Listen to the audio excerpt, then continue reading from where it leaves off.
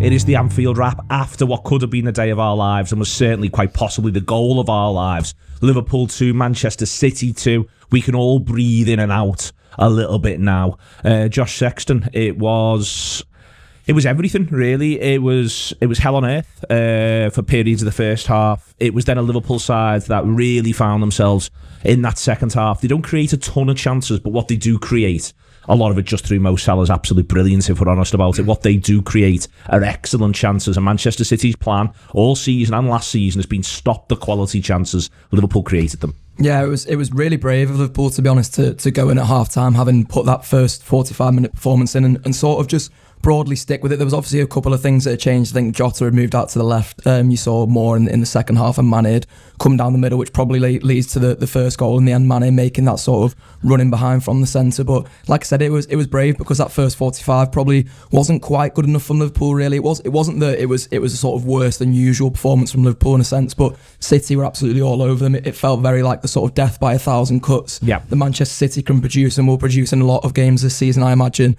But they couldn't quite make the crucial cut, and then obviously Liverpool come out in the second half and completely sort of stem the tide, and it goes from there. The quality of football on show from both sides, Ian, with and without the ball, I thought was exceptional. One of the things that City did really well first half against Liverpool was just block the lanes, make passing difficult. You could see it in the ground. All these little positions they were taking up, and Liverpool were like having a look and going, "Oh, that one's not on. That one's not on. That one's not on." And Liverpool, even when they were suffering 25 to 45, they don't let City get a really good chance. They suffer. It hurts, but there isn't a clear-cut opportunity for City, both with and without the ball. I thought the quality of football was incredible. Yeah, it's simply you are looking at the two best teams in Europe, I think, and I know it's been mentioned a lot. And I know sometimes people think, is that a bit of a throwaway line? I don't think it is. I think genuinely these two are a cut above the rest. Maybe you can throw Chelsea in, and I mean, it's 7 games in, Neil. Feels like 27 games in. The Josh, before we started, I was exhausted yesterday. Yeah. You know when you go to a huge football match, and you've had it with the European Cup finals where you win, but you're so drained afterwards. I felt like that yesterday. It just felt completely all-consuming. Hell of a football match. 2 teams going at each other. I think we'll come on to the Liverpool issues in that first 45. I think, Klopp talked a lot pre-match about being brave. He talked post-match about being brave. I think you see almost the half-time talk a little bit when Matip pings that ball to Jota very early second half. That's what he was talking about. Be brave, the extra pass, fire it in, go through the middle, go through the lines. But first half, we struggled to get to grips with what they were doing. And you have to say, they are one hell of a football team. Maybe they are missing a number 9. But my God, they spent enough to kind of cover that position. But yeah, two very, very good teams. 2 best teams in Europe, but the best player in the world. Mo Salah is the best player in the world. He shows that he's the best player in the world right now, Emilia. It's not just the goal, but my God, if it was just the goal, it'd be just enough. Yeah, I think, on and off the ball, absolutely phenomenal, both in the assist for Sadio's goal and in his own. Just like nothing I've ever seen in my entire life, and like no player I've ever seen for Liverpool in my entire life. Admittedly, my tenure of watching Liverpool is relatively short in comparison to other people in this room, and certainly other people that would have been in the ground yesterday, but it's like nothing I've ever seen before, and probably like no player I'll ever get to see wear the shirt ever again. He's absolutely phenomenal, and so phenomenal that we don't even talk about Sadio's goal other than to say that assist was really good from Mo, wasn't it? In that you don't really talk about much else that's going on, such as his brilliance, and there's a lot of other brilliant things going on. He's with categories here, Ian, where I think he's in terms of attacking players for Liverpool. For me now, he could have surpassed Gerrard, could have surpassed Barnes. You're talking about Kenny, you're talking about Ian Rush. This is now the absolute, it was Roger Hunt was memorialised before the game yesterday. This is the absolute level now. We're talking about Liverpool's greatest ever player in Dalglish. You're talking about Liverpool's greatest ever goal scorer in Ian Rush. And it's very, very possible Salah is as good an all-round footballer in the attacking third as Dalglish and as good a goal scorer as Ian Rush. He is incredibly good. He is incredible, and sometimes you think again, saying those words, but the performances he's putting on are just simply brilliant. They are that good, and it's not just every now and again. It's consistently brilliant performances. And I do remember the likes of John Barnes, and he is for me the best player that I've seen play for the club. And I'd still say that, to be honest. But my God, Mo Salah is pushing him very, very close. And when you talk about Barnes and you talk about individual brilliance and you think about the goals he scored, and if you go back and look at his best goals, you'll always see the one against QPR, for instance. You'll see the one against Brentford in the FA Cup where he does that slalom run. But the Mo Salah one, it's above them, because you think about the opponents, you think about what time of the game he's doing it, but the level of the opposition is so high and he's able to do what he does. And I think a lot of things tell you about how good a goal is. You see the look on Bernardo Silva's face when he's on the floor. You can't believe what's fucking happened. What's just happened? And then you see what Liverpool players do after the goal. Matip runs up with his head in his hands. He can't believe what's just gone on. Yeah. He cannot believe what's gone on. And I think you see it in the crowd as well. And there's almost two things going on. You've got the people who are just open mouthed and can't believe what they've witnessed, and then there's people who are just going absolutely wild. And I always find it quite funny. My dad never sings at the game. He just never sings anymore. He gets very stressed and then goes home. Lovely afternoon. Pretty much what he does every week. But there was a time, in the 60s, I'm sure, well, he'll have sang for Roger Hunt, he'll have sang for Ian St John. Yesterday, very much singing for Mohamed Salah. That's what it did to him, honestly. He completely lost the plot. I was like, are you all right? He just doesn't do that. But the goal it was that special, it was that big. And I know it finishes 2-2, but sometimes you've just got to appreciate the brilliance and appreciate the moments. And it's been in the ground, and I've been there a long, long time.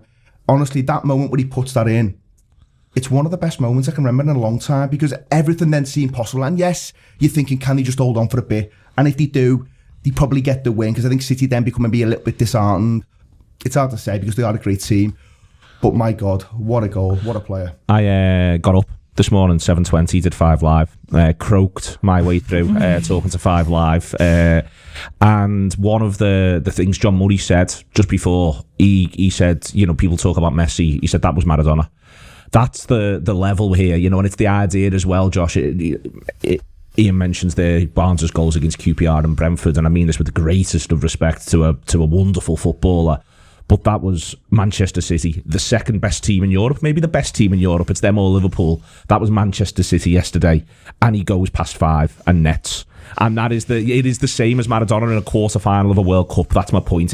What that game yesterday meant is the same as what those big international things meant in 82 and 86 and so on. Absolutely, yeah. And you hear the way that other generations talk about Mo Salah, and they do rank him in the sort of players that you're putting him with there. Like for mine and Emilia's generation, we only really have sort of Gerrard and Suarez to really compare him to. And for me, there's potential now he's surpassed those two, and that's me saying that, thinking that Steven Gerrard's our greatest ever player that I thought I would have seen in my lifetime, and Mo Salah's right up there now, and he's done it to so many teams down the years. You think about some of the sides who've come to Anfield and he's completely torn them apart. You think about how much of the hype that Koulibaly had before he came to Anfield. Yeah, that fraud. People were saying he was one of the best centre-halves in the world. He's not a fraud. He's really good. Apart from you, Neil. I don't think he's one of the best centre-halves in the world, but he is really good. I mean, there's stages, isn't there? But Mo Salah makes him look daft, and he makes about 5 City players look daft yesterday. And the funny thing is, as Emilia says, we probably won't even talk about the first goal enough in terms of the transition play from Liverpool. It comes from the keeper. It starts from the keeper, and there's Matip and Fabinho, and there's just everyone's involved down the right hand side. But the telling contribution is still Mo Salah's assist, and the telling contribution in the game is Mo Salah's goal, and it deserved to give Liverpool the lead for more than 4 minutes.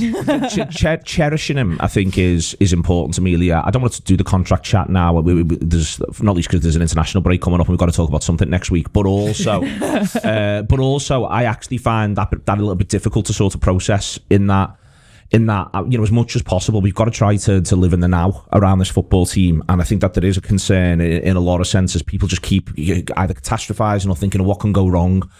And I think it's so important to cherish the moments, to cherish yesterday, to cherish the fact that he's going to play, probably every league game for Liverpool this season, and he might just score as a goal a game.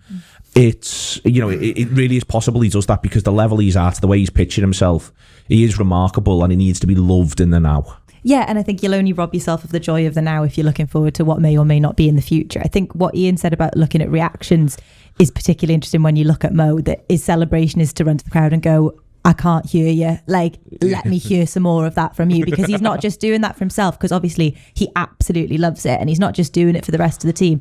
But there's also probably a part of him that is going, And how about that contract? Like if he's looking around at contracts that have been sorted and deals that have been done, who else can he look at? Not only in that Liverpool squad, but in the rest of the league, in the rest of the world, where he doesn't go, well, I'm worth as much as he is, or you should be paying me as much as you're paying him, and I know exactly what I am worth to you. And that's not like with a cockiness or with it's with a swagger, but in a good way, in that he knows his worth, he knows exactly what he means to us, and he knows the value of that, and that's why.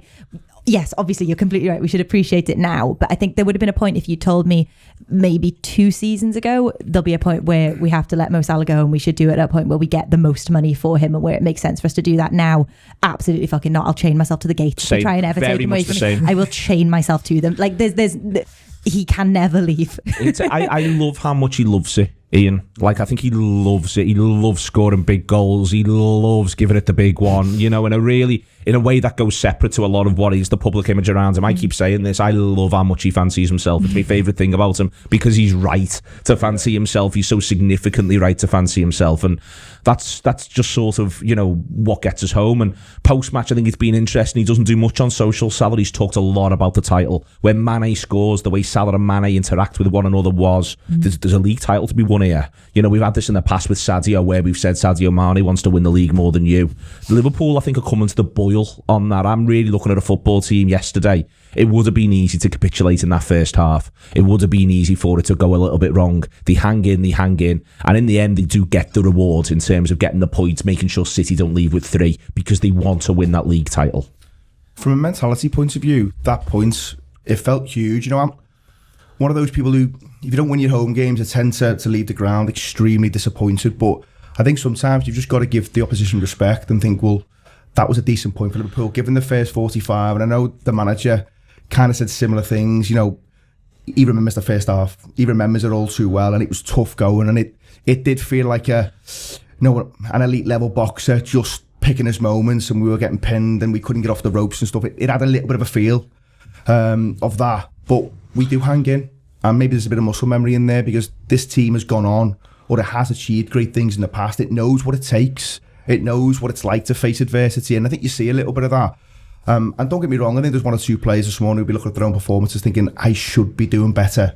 I was disappointed with the captain yesterday, and he's not the only one in that midfield. But because, I've lauded Jordan Henderson. I think he's been brilliant for this football club. But he had a real tough afternoon, I thought, yesterday. Couldn't agree more. Both first half and second half. I think the likes of Curtis, again, I've praised him loads. Tough game for him, but I think second half you do see he grows. Curtis, I think. Yeah, I think he almost plays his natural game where he is popping it around corners and stuff, and he looks after the football really well. I don't think Fabinho had the greatest of games either, but we might say, well, there was a lot of times when he was just by himself, but I don't think it's a particularly great afternoon for him, to be honest. So there was lots of performances you could look at and think, well, Liverpool can do better. But you mentioned Salah, you mentioned Mane. I mean, the guys both mentioned the first goal. If he doesn't do what he does for the second goal, you're talking about the first goal all day, because it's brilliant from Salah. It's brilliant from all of them, but it's brilliant from Salah. The run's brilliant. The skip over the legs, brilliant. He drives through, and it's such a good pass where Sadio Mane only has to think about putting it in the back of the net. Say only, that's a big thing, by the way. But he doesn't have to take a touch, because the pass is that good. It's so well weighted, he can just finish it. And that was important, because we'd had such a tough 45. You want to come out absolutely fine, and I think the manager deserves great credit for whatever he said at half time, because it looked like 1 or 2 lads came out a little bit taller and feeling a little bit braver and a little bit bolder. And I think if the game had gone a little bit longer, it's hard to say how it would have gone. It almost felt like both sides just had total respect for each other to come the end of, and it was like, right, we'll just get out of here with 2-2. In that first half, the manager's excellence in his comments post-match, he's just really actually, tactically insightful. Sometimes you get that from him. Sometimes he gets the right question at the right time, and he speaks in that way about where the Lions need to be and how difficult it is to engage, but also this idea that City just push you back. And I think it's really interesting, because I think we panic after they get their really good chance for Foden, and then we drop, and then they dominate, but they don't create another really good chance. And for me, this is a really, I think there's a really, at times your greatest strength can be your greatest weakness. City are able to smother you, and they smother Chelsea in the same way the previous week, because they haven't got that many forwards on the pitch. Jesus is the only one really, and even he's playing a more of a Dirk Kuyt thing. Yeah. So there's always a support player, Josh. They can play around your press, they can do this, they can do that, but then they're not creating an opportunity. And it's a really strange thing, as has been said, this idea of a death by 1,000 cuts. That is the plan. But Liverpool just ensured there weren't too many cuts. Yeah, I was saying this to people at half-time when we were sort of analysing what had gone wrong almost in the first half. I said, look, there's things that have gone wrong in the game. You wanted Liverpool to be more intense. You spoke about it quite a lot last week about Liverpool really getting amongst City, and you didn't see much of that. It felt like Liverpool let City settle too much into the game. And personally, it's a bit of a captain hindsight thing to say, but I think if Firmino starts probably over Jota, seems the obvious one, then Rodri just gets a bit less time on the ball. And so does Laporte, possibly. Laporte had too much time. He had way too much time on the ball, and that just allowed them to sort of make their foundation, and it meant that Liverpool couldn't as much get amongst them because, as you say, City were able to sort of smother, but they still didn't create that great chance. They flashed a couple across goal. Foden has the one, but even then, the one that Foden has, which Ali sort of is great for, Milner jumps over Alisson and Foden's going wide. So there's almost an argument that if Foden has to shoot from there, Milner can block it. So you can sort of talk about City's chances that they created in the first half, but there wasn't really a very clean cut one. It was just that Liverpool didn't manage to find that intensity. But as you rightly point out, it's because City make it so hard for Liverpool to actually find that intensity. The Liverpool hanging in there, I think, Emilia, it's a really big test for this team. They're now 10 unbeaten this season. They haven't lost a game yet. They're progressed in the League Cup, which they often don't do. They've won the 2 Champions League games, and they haven't lost a league game now. For me, there's a resilience to this team, and I think they show it in that first half. The manager comes out and he criticises them. I think it's really interesting, again, in the same way you can talk about strengths and weaknesses, you can criticise them whilst also still saying they do really well under the context of how I'm criticising them. They do really well as individuals to keep City out. Yeah, absolutely. I think what you said on the post-match show last night is absolutely correct in that they suffer, but by no one's measure are they shit. There's no way that you can look at that Liverpool side and go, they're shit. There's some players who we would like to see more of, or who we like to see be better, like Henderson, like Curtis Jones. And I think for the likes of Curtis Jones in the second half, whatever is said does mean that that's the case. But it's just that it is the 2 best sides in Europe going toe-to-toe against each other. They are very effective in not allowing us to build up that momentum to kind of establish that sense of inevitability that Liverpool often establish, where you just go, oh God, it's just a case of how long it is now until it happens, and they go and they go and they go, and then it happens. And I think that we don't get a number of chances in the first half, but then when we're able to, it's absolutely brilliant, and it's incredible football to get to watch. It's easy, Emilia, to talk up the half-time and to say that the manager gets an awful lot right, and I think he undoubtedly does. But half-time anyway, in all sports, in all games, when you literally have to stop playing the game for a period of time and then start playing it again, it offers a natural reset. Everyone, City on top, but then it's taken away from them all the momentum, all the turning of the screw. Liverpool, where I was very much clock watching in that first half period. But literally that's what half-time does. It offers a reset. We can all have a bit of a chat, and then we can work out what we need to do a little bit differently. And I think that we can understate what that does, I think, in all games, in all sports, in all ways, the idea of everyone has to reset. And even the team that's on top then, they've got to build again. And I don't think City ever quite managed that. No, completely. And I think we can say, whatever he said at halftime. But I mean, he's saying it on the side of the pitch throughout. Be brave. He's shouting it at them and telling them exactly what he wants them to do. It's just that he'll have got to do it in a smaller room afterwards. But I think as well, what's really important is that there's no substitutions made as a result of there's no questioning the ability or the potential of everyone that's on the pitch or what they're doing. There's no saying there's no one taken off for not being good enough in the first half. He's just telling them, or I guess the message he's sending is, remember how good you are, and remember that you are just as good as these, if not better. And I think the fact that Milner only gets taken off because realistically he may end up getting sent off is a different thing. But the fact that he he's never going to make substitutions at halftime anyway. But you know what I mean? We're all kind of desperately wanting to get to that halftime, and you're wondering when he's going to make the changes, and he doesn't do it because of a lack of confidence in them. It's because he knows that they just need to start afresh and go again. What I think they do, Ian, that is really impressive, City. What grabs me, because I've watched us do it. I've watched us do it across the last sort of 2 or 3 years, playing sides come to face Liverpool, what they do is they do drain you of your confidence. You feel literally less good at football. Bernardo Silva's looking after the ball. You can't get near him. You can't get it off him. He's killing you.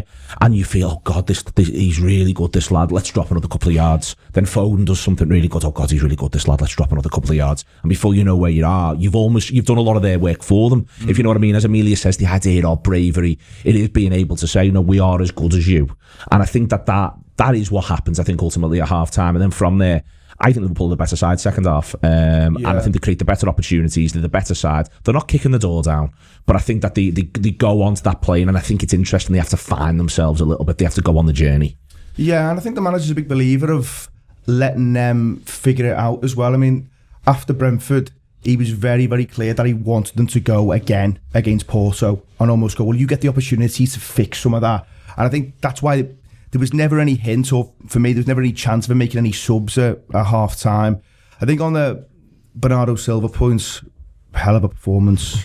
And I think there's just times where he's just gliding past you and you're thinking, wow, is this really the same footballer that he was trying to shift in the summer? Because he just looked sensational yesterday. And there's two. If they'd told him in the summer, we win that game yesterday.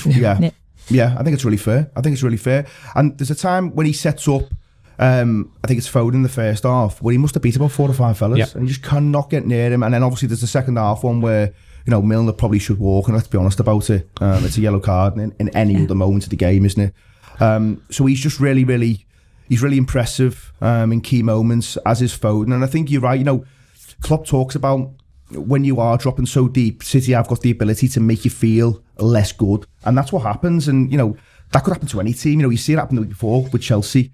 They are that good. They have got players who can literally just take 2 or 3 out of the game at once. I think what the manager will be really, really disappointed with, he spoke before the game about not leaving people exposed.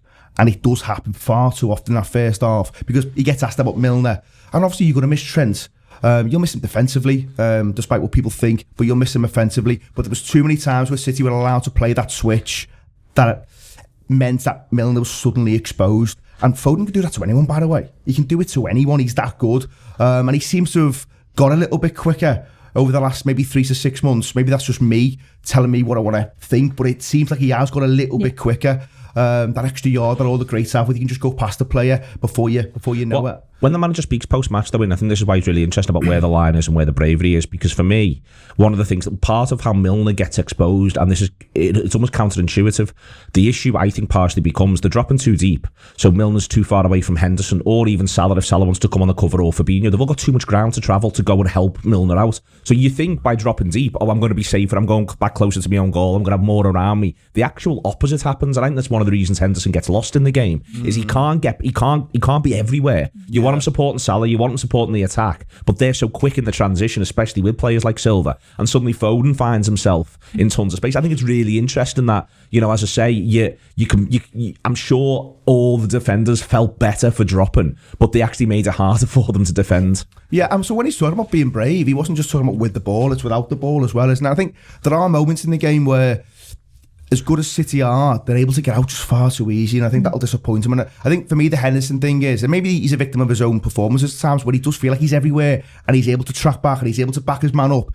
It just seemed to me yesterday there was so many times where he was nowhere. He was just absolutely a mile off where he should have been in terms of backing up his team. He was neither one thing nor the other, was he? You know, he wasn't close enough to the forwards and he wasn't close enough to the defenders. And I think, you know, the Milan goal maybe masks a number of performances where he's just not quite at the level that you're used to seeing, and maybe it's a fitness thing, I don't know, but he's one where you are looking at the midfield at the minute, and I think there's a thing where maybe the manager didn't trust 1 or 2 who are on the bench as well, because the performances that the 3 gave in the first half, you would think at some point he's thinking, well, I'm going to change one of them, but he's looking at his bench and thinking, do I trust what's on there? And you can have a conversation about whether that's right or wrong, but it does send a message to me that maybe he's not quite sure about the likes of Chamberlain, the likes of Keita in those type of games. I think they make the same mistake first half as they probably do against Chelsea, where they actually they make it too narrow for themselves. The really interesting thing that City always do, and they've done this for years and years, is that you notice it most when Ederson's taking a goal kick, is just how wide they get themselves. And I think that makes Liverpool's natural reaction when they do win the ball, when there is a turnover, in the very few that City committed in the game yesterday. Liverpool then tried to stretch themselves vertically because they're coming in too narrow. And I think that's when you start to see the sort of gaps opening up, and I think that's what the Jota and Mane change in particular forces, because Jota likes to come wider to have a bit of a run at his man, and I think that then gives Curtis Jones the room to come into and play in a bit of a wider position. I think Salah probably naturally does a bit of the same second half, because he's like, I'm getting nowhere near enough of the ball between Laporte and Cancelo first half, because Cancelo's right-footed, so it's more natural for him to do that. So he goes a bit wider to get a run on Cancelo, and that's where you sort of see the 2 goals come from as well. But I think that's something that Klopp will have to look at in these games against big sides in particular, just how narrow we tend to be starting off those games, because then we are stretching too far vertically, and it makes those gaps between the midfield and attack in particular feel very vast. I think the subs point as made there with the Firmino swap, I think Firmino for Jota was always on the cards. I agree on the Gomez point. The one thing I would say is I don't think Firmino's very good when he comes on. I don't think Gomez is great either.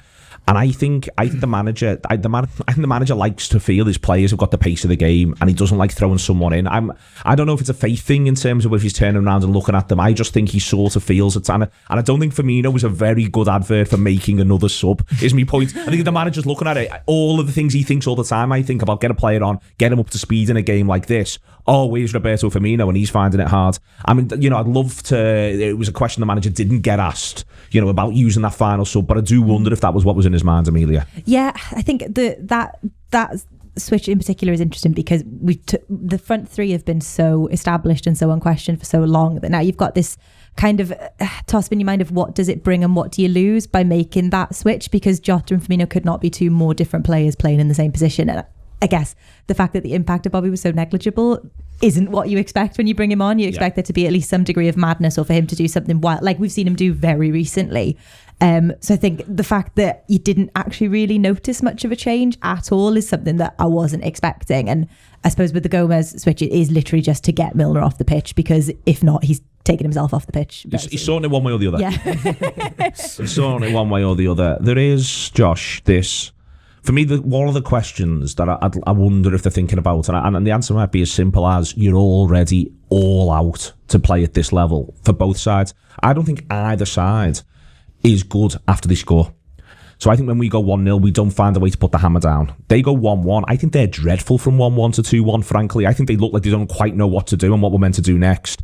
We then go 2-1. 5 minutes, I keep thinking, here we go, this is going to go 3 and then it's going to be dead, and we don't find the hammer to hit them with, we don't find the next gear, and then they go 2-2, and if anything we should make it 3-2, and then they end quite strongly. Like the Fabinho miss almost felt to me like we missed a pen or something, the way everyone reacts to it a tiny bit.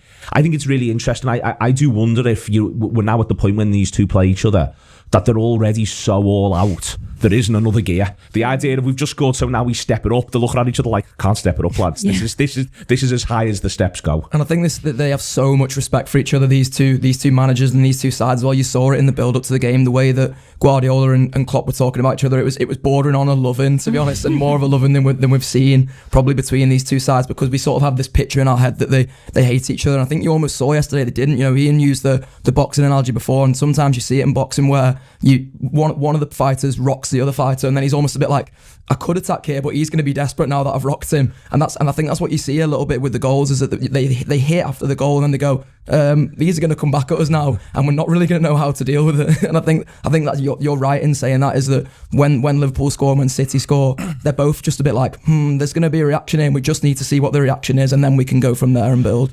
I think it is the second equaliser, Ian. The first equaliser, I feel a little bit like there's still an age left in the game. City do really well for it. It's a lovely goal. It's a great finish. It's a great finish from Foden, and he deserves huge credit for it. City do really well, and I'm prepared to almost go, all right, yeah. The second one, I went to bed not happy about. Your thing about coming out to the ground, normally I was fine with almost everything that I saw apart from the second one. It just all feels too easy, and even then it still gets a couple of bits of luck. 2 deflections go against Liverpool in it. It did all feel a little harsh. It wasn't, if they were going to equalise, I'd almost have been happier if it had been 89 minutes, as mad as that is to say and think. Yeah, I mean, at the time I'm disappointed with the goals. I think it's more on reflection. I can kind of say, well, over the course of the 90, 2-2's a fair result. I think on the first one, what struck me, and I thought this before the game, if we get a goal up, Anfield can become something that they just don't know how to handle. And I think you see a little bit of that when Guardiola reacts to the Milner situation, when he just loses his head for 5 minutes. Yeah. And that doesn't help anyone. If you're City, you're like, what the fuck else going on here? Yeah. So, but what happens is there's almost there was a free kick and a corner that just seemed to take an eternity to get going. Yeah. And I think it just killed a little bit of our momentum where the crowd's whipped up to a frenzy where I think that could quickly have got out of hand for City, but they get the response so quickly. And it's a brilliant finish. I saw a little bit of the aftermatch stuff with Carragher. He thought Alisson was maybe at fault, but he's got such a small margin there, Foden, to find it. It is postage stamp stuff. Yeah. And Alisson's got it. If he gets beaten near post, the questions are there, so he's got to cover his near post. I think it's just a brilliant finish. And then the second one, you feel sorry for Gomez a little bit because, we talked before about trusting players. I don't think in an ideal situation he wants to throw Gomez into that with him being out for so long. And I know he's had the odd appearance, but it's such a game to right back as well, not centre back as well. So he's not even playing his natural position. And City is so good down that left-hand side. But it's just one of those where you've got to do something because Milner's going to walk. If he fucking breathes, he's off. That atmosphere point's dead interesting, by the way, because one of the players puts that on social after the game. I think it might have been Henderson saying we didn't make enough of the atmosphere, and that's probably one of the incidents he's referring to. Well, I think if you're City, one of the things Guardiola will be really pleased about, and he talks about this post-match, and his post-match stuff's really interesting. He praises Liverpool, the crowd, loads. He always tends to do that. But after the issues he's had with City fans recently, I'm surprised he went as far. He kept repeating it last night. Yeah. To come here to get a result, to quieten that crowd, to handle that. I think he's made up after the first 15 where the crowd just starts to quieten down a little bit, despite it being a game against City, because their football's so good. You're almost just watching it and thinking, fucking hell, we just got to hang on here. But that second half, we are up. There is a frenzy. It does get a little bit mad. But for one reason or another, they're able to ride it. And as you said, Neil, those goals, yes, they'll be disappointed, but on reflection, it's one of them. The Guardiola thing, Ian, he only makes one sub himself. He only does Sterling. Again, talking about us looking at our bench, I do think there might be a thing about people getting the pace of it. But I think the other point is, as you say, for 5 minutes between 70 and 80, he might as well be on the moon. He's got himself that riled up. He genuinely might, he may as well be me, sat in the lower centenary, ranting and raving at that stage of proceedings. He took his cardigan off. He took his cardigan off, didn't he? Never seen it be done. Well, we talked going into the game on the Friday night about that performance in 17-18 where they're looking to him and he just completely loses the plot. Yeah. He because of how Liverpool are playing, and he's got no response to it. And there's been other times as well. But he got sent off in the Champions League game. He just absolutely loses it. And if you're a City player, you're probably thinking, it's not ideal. He's at it again. What's he up to? That's at 1-0 as well, by the way, in the Champions League game, isn't it? To them? They're winning 1-0 and he gets sent off at half time because he knows his players have got no legs left. It's mad. It shows what he is. I mean, I really like him. A lot of people don't like him. I really like him because I think he's berserk. He's off his head, fully off his head. I like a madman who takes his cardi off in a huff. I'm with Steve. There is moving forward through it. The Fabinho miss is a massive blow, Emilia. It really is, in that just the idea of the explosion of it. And I think that would have been, if that goes in, there's still a fair few minutes left, but I think it would have been right, edge of the area, the ball comes anywhere, we kick it dead far. That's the way this works now. It's good work from Rodri, but he should score. Yeah, I think if we're talking about the atmosphere in the crowd and the effect that it has, it feels like the last chance, and it doesn't have to be the last chance, but there's an almost universal acceptance that is the last chance, and we're all going to be leaving this 2-2, and that's just the way it is. Yeah, you're right, he should, but yeah. It's disappointing, and there's no two ways about it, but we all at that point draw a line under it and go, well, we got to watch the two best sides in Europe play very good quality football, and we are where we are, I think. He probably should score, but when I watched it back last night, I did feel it was slightly harder than what I first thought. In the ground, I thought... I watched it on telly and it doesn't look anywhere near as close as it probably felt. And there are some stills going around which make it look even worse, by the way. Like he's got fucking eternity just to knock it in. Rodri's brilliant for it. He's absolutely... I don't think Fabinho was ever going to take that on his left foot, so he gets it under control and he just wants to get a shot off, and he probably should do slightly better. But I have got some sympathy for him. It's a brilliant reaction from Rodri because he's got no right to make that tackle. It's incredible from Rodri, Josh. It really is. But for me, one of the interesting things about it is there's a universe where he takes that shot, puts it over the bar, and I go, should just fucking keep it down. And that's, to be fair, that's my sort of, that's what when I watched it back, one of the things I thought was, honestly, there's a universe where he tries to put it into the roof of the net, he blazes it over the bar, and then we're all saying he should keep it down. He keeps it down, the lad blocks it. It's what are you meant to do? There's about a million shoulda, coulda, wouldas, isn't it? It's like, if it could have been someone else, like Firmino might have just flicked it off the side of his foot, and then Rodri's got no chance. Mane might have stopped it on a dime, so Rodri goes sliding past him like a dickhead, and then puts it in, or maybe someone else comes across. It's one of the sort of classic things in football. If you look back and go, oh, like this could have happened a million times over, and maybe even Fabinho in that situation scores. But as Ian said before, and I think both managers sort of allude to it after the game as well, everybody sort of comes away after the fact and takes that point. After the game out, I went back to the pub with my mates and we were sort of having a little dissection of the things that went wrong and the people we were disappointed in. And then once I got back to mine it was just me and the dust had settled a bit, I was like, what a game of football, and what a couple of performances from some of the players there. Bernardo Silva being one, but obviously Mo Salah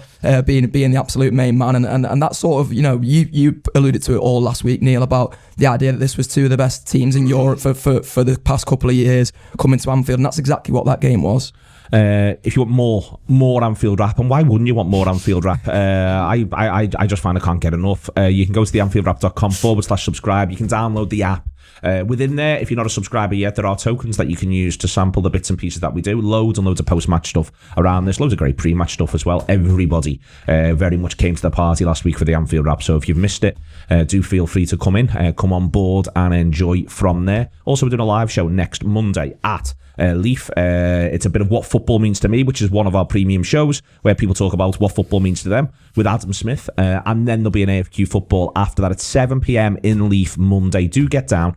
We'd like to see as many people as possible. It's quite a smallish sort of venue, but we do want people to come and enjoy themselves on that Monday night. It's an international break. I mean, what else are you doing? You can definitely sort something out, but it doesn't have to be a late one. That's why we're starting it at 7 for you as well. League table's weird. It's congested. It feels a bit false to me. Not least the idea that Chelsea are better than either of the two teams we watched yesterday feels a little bit false. Yeah. I think we're now going to be getting into the meat of the season and it's going to begin to shake itself out. I think we did watch one of those two teams yesterday wins this league. Yeah, absolutely. I'm not saying that Chelsea have absolutely no right to be in the top four, but they have absolutely no right to be at the top of the league, and they won't be as time goes by. They're obviously very, very good. It's just that there's no world in which they're winning the league and Manchester City or Liverpool aren't.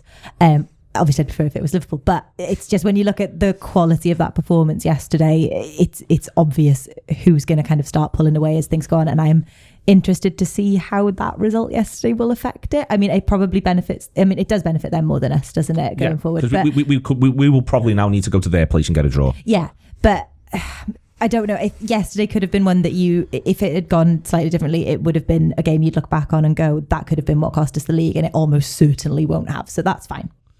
It's a funny league table because it is congested. We're only going at a little bit better than 2 points a game, but we have played Chelsea and City. Ian, Chelsea themselves 16, and then you've got a host of sides on 14 all the way down to Brighton. Even City themselves have only won 4 out of 7 of the games that they've played. We're the only unbeaten team in the division by this point. There's all little bits in it. It's a league table that will take shape, I think, in the next bank of games. As I say, to me, all of the players' discourse post-match, and I thought it was a glint in the manager's eye as well a little bit when he was talking about the two halves and getting out with a point. I think Liverpool are remarkably focused on this league. I think it's come crystal clear to me they're not here to make up the numbers this season. No, what you said before about Salah putting stuff out on social, he only puts stuff out when he means business, doesn't he? And there's been a couple of instances in the last 6 months or so. Last season we were trying to get top 4. Last season when we were dreadful, he comes out and says, we're not having this is going to get fixed, and then it does. And he talks yesterday about, the squad and the players being capable to mount a challenge, and we absolutely are. So I think there's loads of different ways to win football matches, and I think if you look at City, whilst they are brilliant, there's no doubt, and some of the football they play, and I thought when they went to Chelsea, I was so impressed by them, because Chelsea are an elite team, but just looked like they were completely suffocated by City's brilliance. But that said, you also get a snapshot against Southampton when they just can't score. And it might just come down to the fact that they haven't got a natural centre forward. And I know Jesus can do bits there. They tried the Grealish thing yesterday, which doesn't work. He seems to have got this weird relationship with Raheem Sterling now, where Sterling doesn't look completely happy. He's not playing in the big games, although he does start against PSG. So I think there'll be more games where City do have those moments where it just looks like they are missing a centre forward, and that means they could end up drawing more games than you think. Don't get me wrong, there'll be loads of performances where they'll just batter teams 5-0 and it'll just happen that way. Yeah. But I think Liverpool have got, if they can keep the majority fit, there's lots and lots of ways that Liverpool can win football matches. I think Mane scoring yesterday was big again, because we can keep having the conversation about him not looking his old self, and that's true. And I don't think he's particularly good before his goal, but it's a great goal. And you think, well, what does that do for his confidence? Does that kick him on again a little bit more? I feel with Mane, we're not that far away from him being almost second top scorer in the country behind Salah. I mean, everyone's looking at each other going, can't wait till Mane kicks on. You're like, well, it's your 4 league goals. It's 4 or 5. He's going better than a goal every 2 games. He's doing better than 1 and 2. So if he keeps doing that, then regardless of the performances, we can all probably live with it. Do you know what I mean? So, and then you've got Jota and Firmino. So I think Liverpool will not be far away. I do think Chelsea will come again. I know they're top of the league at the minute, so you've got to take them seriously. They've had the defeat. But I just think there's lots of twists and turns. I don't think it's going to be one of those seasons where we're looking at the end and thinking someone's landed on 96, 97 points. I just don't see it. It might be 90 points, but I don't see the teams aren't going at the pace of a 100-point season. They'd have to go some now to get anywhere near that. So I think it probably is won on round about the early 90s, maybe 90 points, something like that. But I think you'll see loads and loads of twists and turns yet, Neil. I think as well, last season it didn't feel beyond the realms of possibility that we could put in a performance like we did yesterday and then go to Watford and get beat 3-0. And I think that the fact that there's a squad depth now, and there's I think some of that comes down to people just being fucking knackered, really, really tired mentally and physically last season. And you'd hope that there's we haven't even seen Konate at all much really. And you'd hope that there's a degree of rotation and squad depth now that it would mean that we can consistently be that brilliant. Not that we have to be at that gear to play other sides necessarily, but I'd hope that things will fall differently. Thiago missing yesterday was big, Neil. Yeah. I think there's been times where the manager's not used him when I thought he probably should have done, but I think almost certainly he plays if he's fit yesterday, and I think he helps in those moments where you've got to keep hold of the ball, and maybe he doesn't get about the pitch as much as one or two others, but he's such an intelligent footballer. He knows when to give it, he knows when to hold on to it, and I think him more than most yesterday is one you'd look at and think, absolutely missed him massively. Trent obviously as well, because of what he gives you down the right hand side, but I thought Thiago was a huge miss. That was where I think Curtis Jones struggled yesterday, was in the areas where he didn't have much space and probably wasn't able to create the space himself. And I think that's one of the things that Thiago has shown in the sort of handful of games that it feels like we've seen in him. He's so good at operating those small spaces, and he's so good at getting people to commit and then rolling them. And I think you saw that in a few of City's midfielders yesterday, was particularly in the first half how prepared they were to commit to a tackle and to try and make Liverpool turn over the ball. Bernardo Silva in particular, in terms of his performance, it feels like he's just going steaming into everything. And it feels like if Thiago is there in that midfield yesterday, Bernardo Silva committing, is Thiago going, come on lad, and I'll absolutely roll you. I think on this, the international break comes now, Emilia. Hopefully Trent's back fully fit, the other side of it, ready to rock and roll. Thiago as well. We know Elliott is going to be out until the new year, and we can all just sort of accept that. But Liverpool, there's an opportunity. Obviously, somebody will get a knock on international duty, and we'll all feel terrible about it because it's what happens every single time. But for me, I think that Liverpool getting a couple back, and then it is time to kick on. I think that's what what Liverpool can take from the first 7 league games and the first 2 Champions League games is they've given themselves the platform, and with those players back, the international break may actually be no bad thing for once. No, absolutely. The only thing that I was wondering is, does quarantine factor into it at all? There's still not enough clarity. Because we got away with it last time, didn't we, with the Brazilian players not having to go, or that not being a thing. But I guess that's the only thing I'd worry about, because that can eat up quite a lot of a season when your season is as congested as ours is. That's the only thing I'd worry about. I still think the manager knows himself, which is hugely frustrating for everyone. There's still, I was trying to have a little look this morning, there's still no clarity on it properly. There's a little suggestion that the vaccinated players, which Alisson and Fabinho are going to be able to miss the quarantine. They get an exemption. The kick-off time for Brazil though, it's wild. Yeah. Again. So I mean, you're looking at a Watford half-12 on a Saturday. I mean, the goalie, might be okay, but Firmino and Fabinho, whether they're involved or not, you'd have to look at it and think, will they manage to be picking them for a half-12 Saturday? They're only getting back on Friday. Not sure. I don't think they've picked Firmino in the squad, have they? Not because of his injury. Of course, okay. So I think that if they can get the other side of that, Emilia, I think there is lots of room for them to move through the gears a little bit. Yeah, sorry, that was a slight segue. I was just wondering why. It's a bit of admin. We all need to know. We'll restart and it'll be great and mentally, and then you'll go, but of course we'll be missing these players for this amount of time, and I sound like a dafty, but I think it felt like there was no let up and there were no breaks, and like no one had a minute to kind of get themselves composed and be ready to go again last season, because it was all just consistently awful mentally and in terms of the demands, and it was just a lot. Whereas I think the ability to take stock and come back 100% and be ready to go again is really important. I think one of the things that is important, Ian, with the international break is we need to remember one of the slightly fortuitous things Liverpool has is not everyone goes.